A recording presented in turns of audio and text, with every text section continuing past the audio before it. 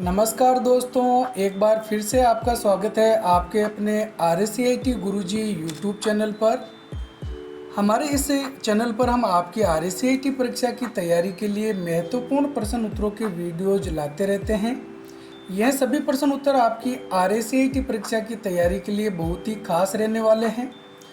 अगर आप मन लगाकर अच्छे से इन प्रश्नों को समझ लेंगे और हमारी रोज़ाना आने वाली क्लास को देखते हैं तो आप आसानी से बहुत अच्छे नंबरों से पास होंगे। साथ ही आप हमें कमेंट करके भी ज़रूर बताएं कि आज की इस क्लास में आपके कितने प्रश्न सही हो रहे हैं। अगर आप इनमें से 20 से ज़्यादा प्रश्न सही कर रहे हैं तो आप मान के चलो कि आपकी तैयारी बहुत ही अच्छी हो रही है। हमारा प्रश्न नंबर 1 है, CPU की फुल फॉर्म क्या है? Central power unit, central processing unit, control processing unit या फिर कंप्यूटर प्रोसेसिंग यूनिट। तो इसमें सही उत्तर है B, central processing unit CPU की फुल फॉर्म होती है। अब जब भी अपन CPU का नाम सुनते हैं तो हमारे दिमाग में कुछ इस प्रकार की छवि आती है जिसके अंदर कैबिनेट, मदरबोर्ड, SMPS आदि लगे होते हैं। तो असल मायने में जो CPU शब्द हम यूज करते हैं वो इस प्रकार की जो चिप होती है इसके लिए करते हैं। इसको हम प्रोसेसर के नाम से भी जानते हैं जो कि मदरबोर्ड पे लगी हुई होती है। तो इसी प्रोसेसर को हम CPU कहते हैं और इसी की फुल फॉर्म है सेंट्रल प्रोसेसिंग यूनिट। अगला प्रश्न नंबर 2 है, किसी प्रोग्राम को बंद करने के लिए कौन सी कुंजी दबाई जाती है? Alt + F4, control + S, shift + delete या फिर कंट्रोल + X।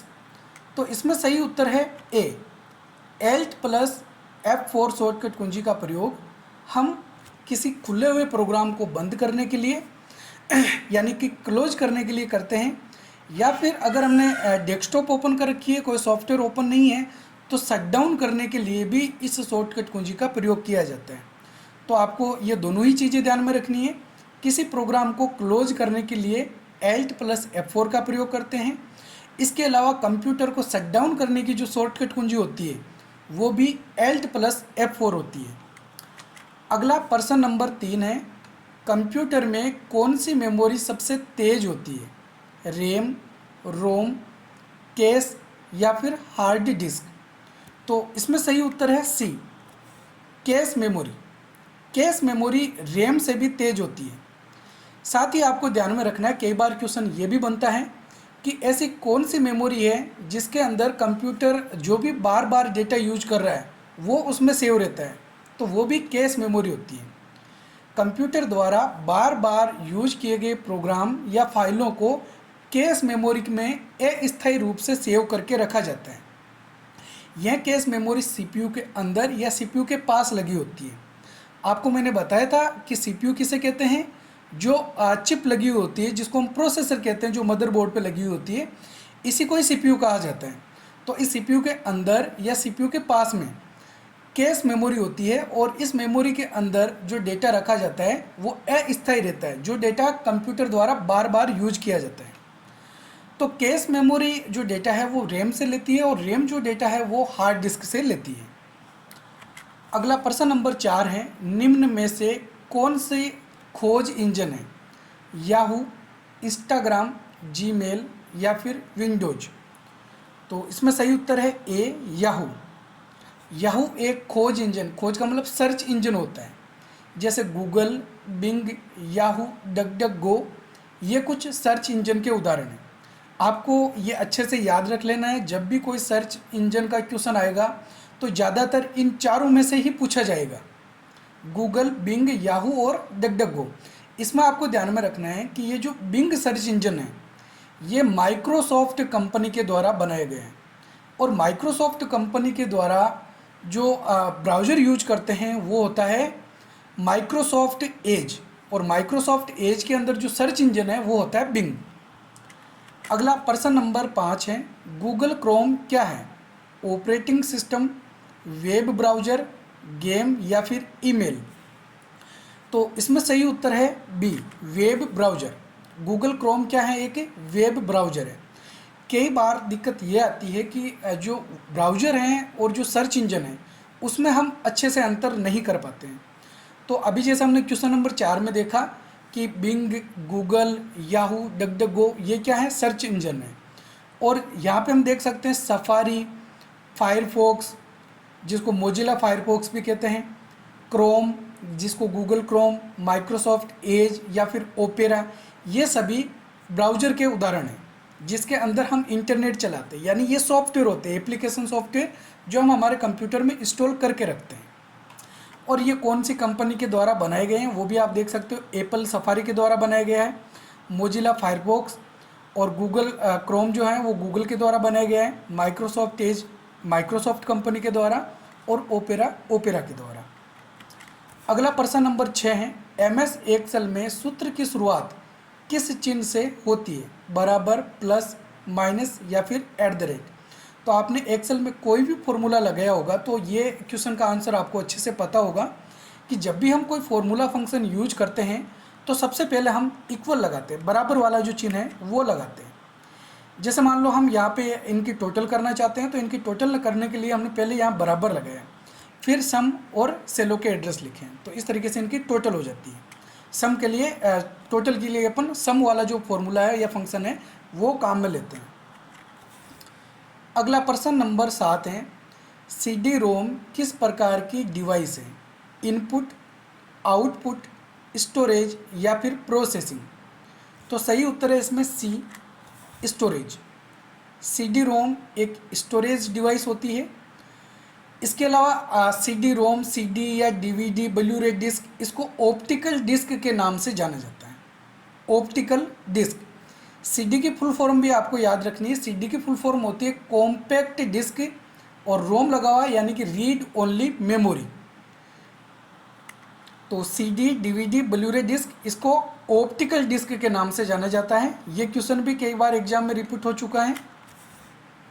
प्रश्न नंबर 8 है, कंप्यूटर नेटवर्क क्या है, केवल 2 कंप्यूटर, केवल 1 कंप्यूटर, आपस में जुड़े कंप्यूटरों का समूह या फिर एक ही जगह के कंप्यूटर। तो इसमें सही उत्तर है सी, आपस में जुड़े कंप्यूटरों का समूह। कई सारे कंप्यूटरों को एक साथ में जोड़ के रखने का कार्य अगर हम कर रहे हैं तो इसका मतलब है वो एक कंप्यूटर नेटवर्क बन गया है। और कंप्यूटर नेटवर्क का जब उदाहरण लिया जाता है तो सबसे बड़ा जो नेटवर्क होता है वो होता है इंटरनेट। नेटवर्कों का नेटवर्क इंटरनेट कहलाता है। अगला प्रश्न नंबर 9 है, कंप्यूटर पर मल्टीमीडिया का क्या अर्थ है, केवल टेक्स्ट, टेक्स्ट और इमेज, टेक्स्ट, ऑडियो, वीडियो या फिर केवल ऑडियो। तो जब भी कोई मल्टीमीडिया शब्द यूज किया जाता है तो उसके अंदर टेक्स्ट, ऑडियो, वीडियो, इसके अलावा कोई इमेज है तो वो सभी शामिल होते हैं। इसको हम बोलते हैं मल्टीमीडिया। अगला प्रश्न नंबर 10 है, टच स्क्रीन डिवाइस कौन सा है, कीबोर्ड, मॉनिटर, स्मार्टफोन या फिर माउस। तो इसमें सही उत्तर है सी, स्मार्टफोन।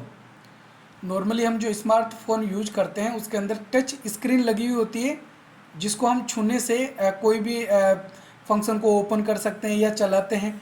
तो ये सब तो आपने यूज किया होगा, टच स्क्रीन किस तरीके से काम करती हैं। स्मार्टफोन के अलावा भी जो टच स्क्रीन है वो और भी कई सारे डिवाइसेज में लगी होती है। जैसे प्रिंटर होता है तो प्रिंटर के अंदर भी टच स्क्रीन लगी होती है।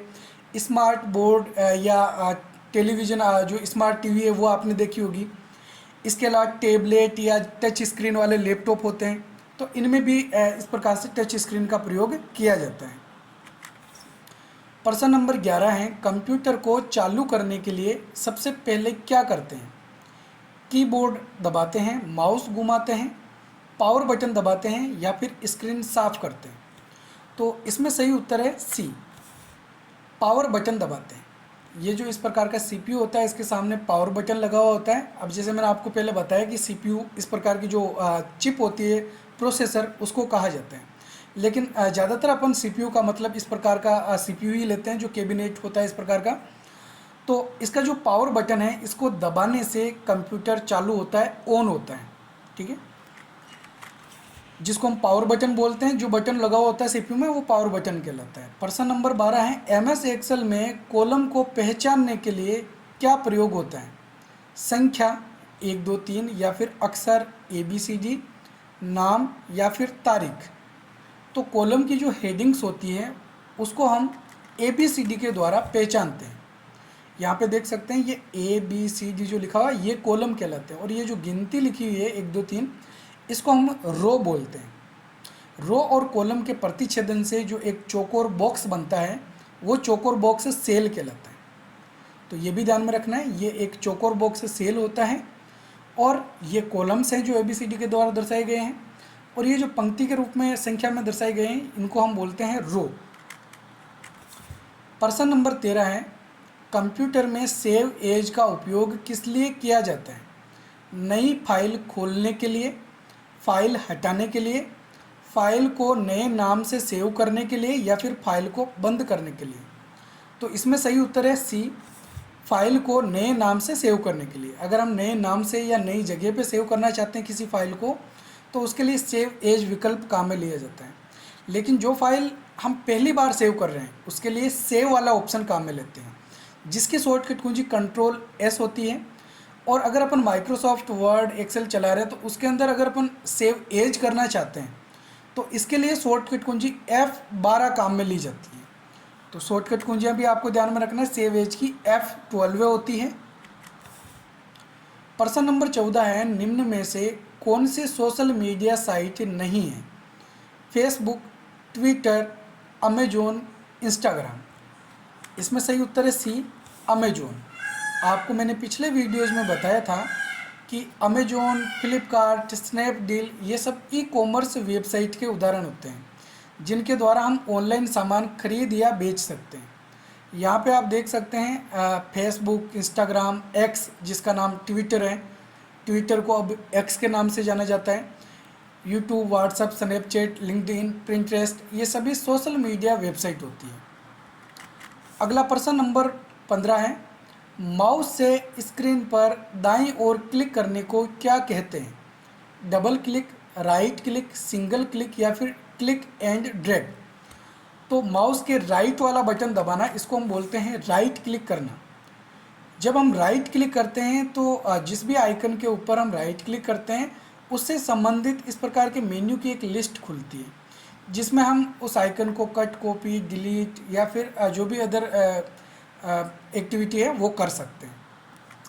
प्रश्न नंबर 16 है, कंप्यूटर को सुरक्षित तरीके से बंद करने की प्रक्रिया क्या कहलाती है?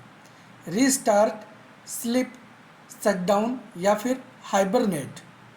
तो कंप्यूटर को अगर हम सुरक्षित तरीके से बंद करते हैं इसके लिए हम शटडाउन वाला जो विकल्प है वो काम में लेते हैं। इसके अलावा आपको ध्यान में रखना है जब भी आप शटडाउन करते हैं तो आपने ये स्लीप, हाइबरनेट, शटडाउन या फिर रीस्टार्ट ये ज़रूर देखे होंगे। तो अगर हम कंप्यूटर को कुछ समय के लिए है जैसे ही छोड़ के कोई दूसरा काम करना चाहते हैं या उसको है जैसे ही बंद करके कहीं जाना चाहते हैं, लेकिन हम चाहते हैं कि हमने जो टास्क बार पे प्रोग्राम ओपन कर रखे हैं वो है जैसे ही ओपन रहें, तो हम उसको स्लीप मोड पे रख सकते हैं। इसमें हमारा जो CPU है वो काम करना बंद कर देता है, यानी कि वो स्लीप मोड में चला जाता है। इसमें बिजली की खपत बहुत ही कम होती है, लगभग ना के बराबर। लेकिन अगर हम उसको लंबे समय के लिए बंद करके रखना चाहते हैं और बाद में उस पर काम करना चाहते हैं और हम चाहते हैं कि वो प्रोग्राम्स है जैसे वापस खुल जाए, तो उसके लिए हाइबरनेट वाला ऑप्शन काम में लेते हैं। हाइबरनेट क्या करता है, हमारी फाइलों को हार्ड डिस्क में सेव कर देता है ताकि जब भी हम कंप्यूटर को वापस ऑन करें तो वो हार्ड डिस्क से वापस उनको लोड कर दें। और जब स्लिप मोड पे रखते हैं तो वो हमारी रैम के अंदर ही फाइलों को सेव करके रखता है। शटडाउन करने पे हमारा कंप्यूटर कम्प्लीटली बंद हो जाता है और जब रीस्टार्ट करते हैं तो हमारा कंप्यूटर बंद होके दोबारा चालू होता है। तो उम्मीद है ये सब ऑप्शन आपके अच्छे से समझ में आ गए होंगे। अगला प्रश्न नंबर 17 है, एंड्रॉयड किसका उदाहरण है? हार्डवेयर, सॉफ्टवेयर, ऑपरेटिंग सिस्टम या फिर ब्राउज़र। तो एंड्रॉयड जो है वो एक ऑपरेटिंग सिस्टम का उदाहरण है। मोबाइल के अंदर सबसे प्रचलित ऑपरेटिंग सिस्टम जो है वो एंड्रॉयड होता है, जो कि बिल्कुल फ्री होता है। इसके अलावा कुछ और उदाहरण होते हैं ऑपरेटिंग सिस्टम के, जैसे iOS एप्पल का operating system, Linux Microsoft Windows, जिसके अंदर अपन विंडोज़ यूज करते हैं ज़्यादातर कंप्यूटर में, विंडोज 7, विंडोज़ 10, विंडोज़ 8, विंडोज़ 11, ये सभी माइक्रोसॉफ्ट विंडोज़ के ही उदाहरण होते हैं। तो ये सब ऑपरेटिंग सिस्टम है। अगला प्रश्न नंबर 18 है, कंप्यूटर में किसी फाइल या फोल्डर का नाम बदलने के लिए कौन सी कुंजी होती है? F2, F5, F10 या फिर F12 है। तो इसमें सही उत्तर है ए, F2 कुंजी का प्रयोग हम किसी फाइल को रीनेम करने के लिए करते हैं। जब हम किसी फाइल को सेलेक्ट करके F2 बटन दबाते हैं तो इस प्रकार से रीनेम करने का एक ऑप्शन हमारे सामने आ जाता है, जिसमें हम उस फाइल का कोई दूसरा नाम लिख के उसको जैसे ही एंटर करते हैं या बाहर क्लिक करते हैं इस आइकन के, वो नाम से सेव हो जाती है। अगला प्रश्न नंबर 19, यदि कंप्यूटर में बिजली चले जाए तो कौन सा उपकरण उसे तुरंत बंद होने से बचाता है? CPU, UPS, रैम या फिर बायोस? तो इसमें सही उत्तर है बी, UPS। तो UPS आपने नाम सुना होगा। हम कंप्यूटर में बैकअप के लिए, ताकि जब भी बिजली चली जाए तो हमारा कंप्यूटर अचानक बंद ना हो जाए, इस प्रकार का UPS लगा के रख सकते हैं। अगला प्रश्न नंबर 20 है, इंटरनेट पर वीडियो देखने के लिए कौन सा प्लेटफॉर्म है? व्हाट्सएप, फेसबुक, इंस्टाग्राम या फिर यूट्यूब? तो आप सबको इसका आंसर अच्छे से पता होगा और अभी आप लोग यूज कर ही रहे हैं यूट्यूब पे हम वीडियोस देखते हैं। यहाँ पे जो हम सर्च करते हैं वो जो डेटा हमको वापस मिलता है, रिजल्ट जो हमको मिलता है वो वीडियोस में ही मिलता है। अगला प्रश्न नंबर 21 है, हार्ड डिस्क ड्राइव खाली जगह स्टोरेज हैं, नॉन वोलेटाइल, फ्लैश, अस्थायी या उपरोक्त में से कोई नहीं? तो इसमें सही उत्तर है ए, हार्ड डिस्क ड्राइव एक नॉन वोलेटाइल स्टोरेज होता है, यानी कि इसके अंदर जो डेटा होता है वो कंप्यूटर बंद होने के बाद में भी सेव रहता है, इसलिए इसको नॉन वोलेटाइल स्टोरेज कहा जाता है। अगला प्रश्न नंबर 22 है, EPROM का उपयोग किया जा सकता है रोम के कंटेंट मिटाने के लिए, रोम के कंटेंट को मिटाने और पुनर्निर्माण के लिए, रोम के कंटेंट को पुनर्निर्माण करने के लिए या फिर रोम को डुप्लीकेट करने के लिए? तो इसमें सही उत्तर है बी, रोम के कंटेंट को मिटाने और पुनर्निर्माण करने के लिए। यानी EPROM जो होती है, जैसे एक तो होता है रोम जिसको हम प्रोग्रामेबल रीड ओनली मेमोरी बोलते हैं, तो PROM के अंदर जो डेटा होता है वो मिटता नहीं है, लेकिन EPROM के अंदर जो डेटा होता है उसको मिटाया जा सकता है और मिटा कर वापस उसमें कोई नया डेटा सेव कर सकते हैं। अगला प्रश्न नंबर 23 है, कंप्यूटर में फीड किए गए डेटा को क्या कहा जाता है? आउटपुट, एल्गोरिथम, इनपुट या फिर फ्लो चार्ट? तो कंप्यूटर को जो हम डेटा देते हैं वो डेटा देने की जो प्रक्रिया उसको हम बोलते हैं इनपुट। इसके लिए हम इनपुट डिवाइसेज का प्रयोग करते हैं, जैसे webcam, microphone, trackball, graphic tablet, barcode scanner, joystick, mouse, keyboard, touchpad, OMR optical mark reader. ये सब क्या है? इनपुट डिवाइस के उदाहरण होते हैं। तो हम जो इनपुट करते हैं उसको डेटा कहा जाता है और कंप्यूटर हमको जो वापस आउटपुट देता है उसको हम इन्फॉर्मेशन कहते हैं।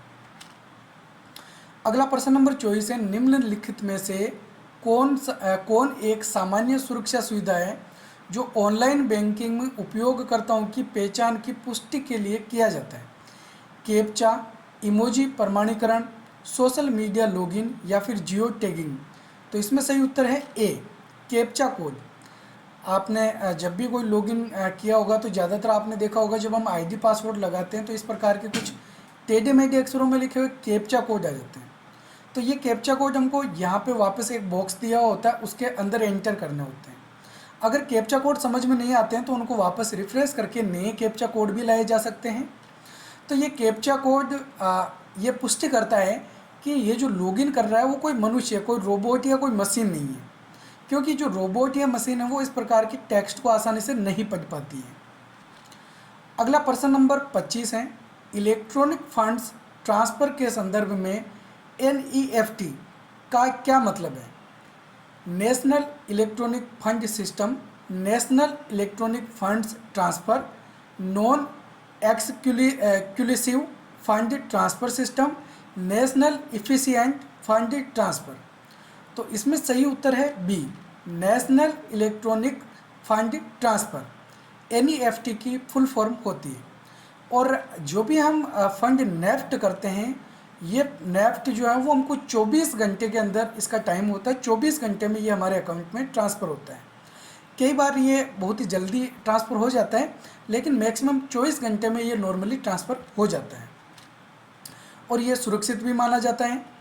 प्रश्न नंबर 26 है, ऑनलाइन बैंकिंग के संदर्भ में फिशिंग अटैक का मुख्य उद्देश्य क्या है? फिजिकल बैंक कार्ड्स चुराना, उपयोगकर्ता के खाता जानकारी के अनाधिकृत रूप से प्राप्त करना, वित्तीय सलाह प्राप्त करना, या फिर ऑनलाइन बैंकिंग सुविधाओं को बढ़ावा देना। तो इसमें सही उत्तर है बी, उपयोगकर्ता के खाता की जानकारी को अनाधिकृत रूप से प्राप्त करना। यानी कि जो फिशिंग अटैक है, फिशिंग अटैक के अंदर हमसे हमारी जानकारी मांगी जाती है, जैसे हमारी बैंकिंग जानकारी के अकाउंट नंबर, कोई OTP या ATM कार्ड के पिन नंबर, इस प्रकार की जो हमारी जानकारी होती है, बैंकिंग जानकारी, वो हमसे मांगी जाती है हैकर्स के द्वारा। तो इस प्रकार का जो अटैक होता है उसको फिशिंग अटैक के नाम से जाना जाता है। प्रश्न नंबर 27 है, आमतौर पर वर्ल्ड वाइड वेब पेज बनाने के लिए किस भाषा का उपयोग किया जाता है? URL, IRC, NIH या फिर HTML? तो इसमें सही उत्तर है डी, HTML। HTML की फुल फॉर्म होती है हाइपर टेक्स्ट मार्कअप लैंग्वेज, और इस HTML लैंग्वेज का प्रयोग वेब पेज बनाने के लिए किया जाता है। इंटरनेट का जो पेज होता है उसको हम बोलते हैं वेब पेज। तो वेब पेज बनाने के लिए HTML लैंग्वेज काम में ली जाती है। प्रश्न नंबर 28 है, ईमेल एड्रेस में प्रयुक्त चिन्ह हैं @ तथा कोमा, हैशटैग तथा डॉट, @ तथा डॉट, हैज तथा कोमा। तो सही उत्तर है इसमें सी, @ तथा डॉट। जब भी आपने कोई ईमेल एड्रेस देखा होगा तो ईमेल एड्रेस में आपने नोट किया होगा कि एक तो @ का चिन्ह होता है और एक डॉट लगा होता है। तो ये दो स्पेशल कैरेक्टर इसमें शामिल किए जाते हैं और ये अनिवार्य होते हैं। इसके अलावा बाकी जो यूज़र नेम है वो हम अपने हिसाब से कोई भी रख सकते हैं। @ के बाद जो अपन को सर्विस प्रोवाइड की जाती है उनका नाम लिखा होता है, जैसे gmail.com। और ईमेल एड्रेस के अंदर कभी स्पेस नहीं होता है, तो ये चीज़ भी आपको अच्छे से याद रखना है। प्रश्न नंबर 29 है, निम्नलिखित में से कौन सा एक सिस्टम सॉफ्टवेयर है? डिवाइस ड्राइवर, टेली, स्प्रेडशीट या फिर टेक्स्ट एडिटर? तो इसमें सही उत्तर है ए, डिवाइस ड्राइवर। ये एक सिस्टम सॉफ्टवेयर का भाग है। मुख्यतः सिस्टम सॉफ्टवेयर को हम 4 भागों में बांट सकते हैं: translators, device driver, operating system और यूटिलिटी प्रोग्राम्स। इसके अलावा हम जो सॉफ्टवेयर यूज करते हैं, जैसे Microsoft Word, PowerPoint, Excel, Photoshop, MS paint, typing master, ये सारे एप्लीकेशन सॉफ्टवेयर के भाग होते हैं। प्रश्न नंबर 30 है, दिनांक और समय प्रदर्शित होता है system tray, status bar, start menu या फिर लॉन्च पैड? तो हमको डेस्कटॉप पर डेट और टाइम कहाँ पे दिखाई देता है? तो वैसे इसमें टास्क बार पे ही होता है, क्योंकि डेस्कटॉप पे सबसे नीचे वाली पट्टी टास्क बार होती है जिसके राइट साइड में डेट टाइम होता है। लेकिन यहाँ पर जो ऑप्शन है वो इसमें सही होगा सिस्टम ट्रे, क्योंकि ये सिस्टम ट्रे के पास में होता है। तो सिस्टम ट्रे इसके अंदर सही आंसर है। प्रश्न नंबर 31 है, WWW के जनक हैं Tim Berners-Lee, Mark Zuckerberg, Dennis Ritchie या फिर टाइम थॉमसन? तो इसमें सही उत्तर है ए, टिम बर्नर्स-ली। इसको WWW का जनक कहा जाता है। WWW की फुल फॉर्म होती है वर्ल्ड वाइड वेब, ये भी आपको याद रखना है। प्रश्न नंबर 32 है, कंप्यूटर में स्क्रीन को रिफ्रेश करने के लिए किस कुंजी का प्रयोग किया जाता है? F1, F2, F5 या फिर F10? तो इसमें सही उत्तर है सी, F5। F5 कुंजी का प्रयोग हम रिफ्रेश करने के लिए करते हैं। F1 F2 इस प्रकार से F12 तक की ये 12 है, यानी 12 कुंजियाँ होती है जो कि कीबोर्ड के सबसे ऊपरी भाग में मौजूद होती है। इसमें से F5 कुंजी का प्रयोग हम रिफ्रेश करने के लिए करते हैं, या फिर हम कहीं राइट क्लिक करके भी रिफ्रेश कर सकते हैं।